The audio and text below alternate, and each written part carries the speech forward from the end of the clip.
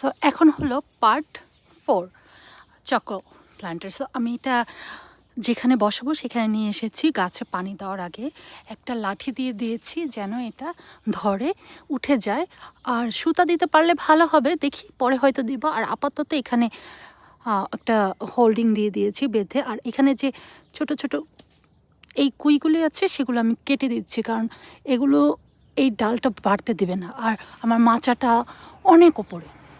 আর এখন দিয়ে দিব পানি। অবশ্যই খুব সফটভাবে পানি দিতে হবে, একটু সময় নিয়ে দিবেন কিন্তু সফটভাবে দিবেন। আমি গাছটা একটু তাড়াহুড়ার কারণে একটু সেফলি করিনি, রিক্সের সাথেই প্ল্যান্ট করেছি। তো এই ছিল আমার চকো প্ল্যান্ট।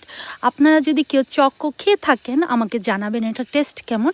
আমি আসলে খুবই উৎসাহ এটা টেস্ট কেমন হবে এর জন্য। আল্লাহ হাফেজ সবাইকে।